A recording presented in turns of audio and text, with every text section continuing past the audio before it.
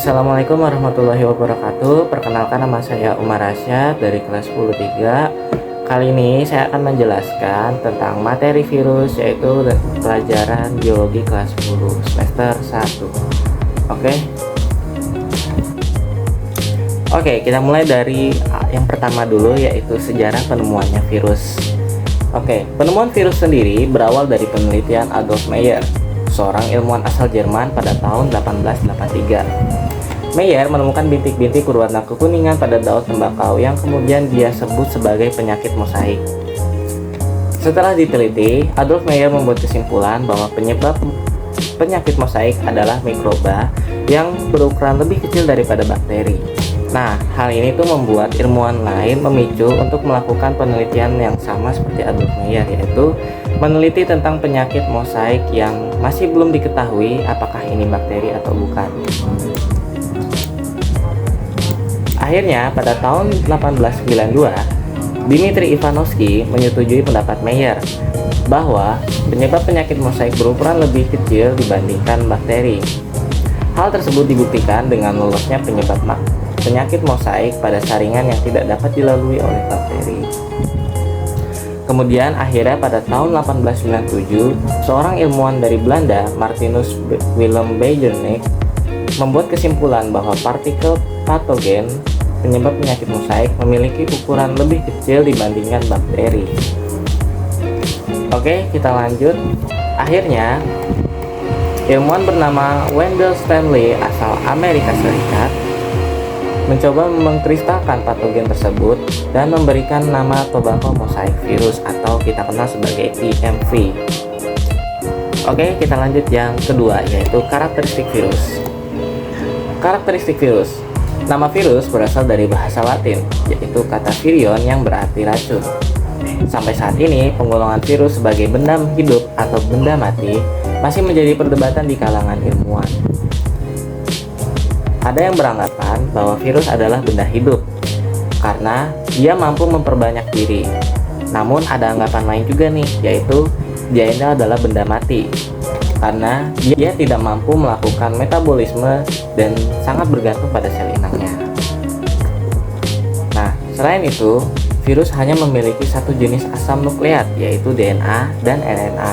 Karena hanya memiliki salah satu jenis asam nukleat, maka virus tidak akan mampu bereplikasi jika tidak berada di dalam tubuh inangnya.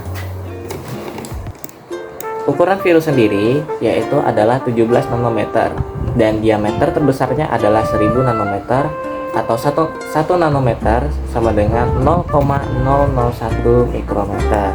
Jadi ini virus ini termasuk kecil ya.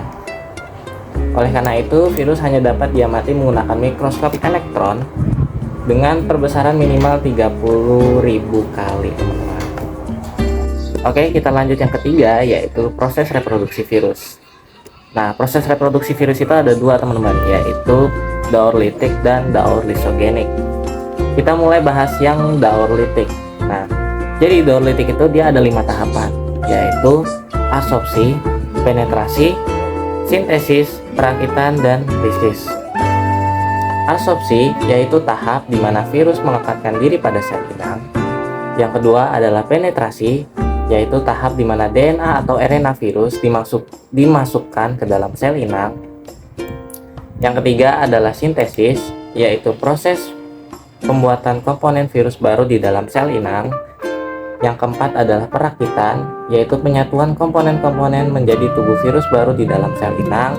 Dan yang terakhir adalah lisis, yaitu partikel virus keluar dari tubuh sel inang dan siap mencari sel inang baru. Kita lanjut ke daur lisogenik. Nah, daur lisogenik itu dia hanya memiliki 4 tahap saja. Yang pertama adalah absorpsi, yang kedua adalah penetrasi, yang ketiga adalah penggabungan, dan yang keempat adalah pembelahan. Untuk absorpsi dan penetrasi sendiri sudah saya jelaskan sebelumnya. Nah, penggabungan yaitu proses asam nukleat virus yang sudah masuk ke dalam tubuh inang bergabung dengan materi genetik inang atau sel inangnya. Dan yang keempat yaitu adalah pembelahan, yaitu proses ketika bakteri membelah, maka sel inang pun ikut terbelah menjadi 2 bagian. Sehingga proses pembelahan akan menghasilkan bakteri yang mengandung materi genetik virus. Oke, kita lanjut yang keempat, yaitu klasifikasi virus peranan. Yang pertama adalah peranan virus yang menguntungkan.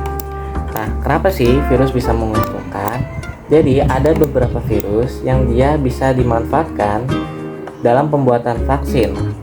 Merupakan salah satu peranan virus yang menguntungkan bagi kehidupan.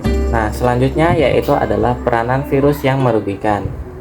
Jadi, meskipun terdapat beberapa peranan yang menguntungkan, adapun peranan yang merugikan, yaitu salah satunya virus dapat menyerang tumbuhan, hewan, ataupun tanaman.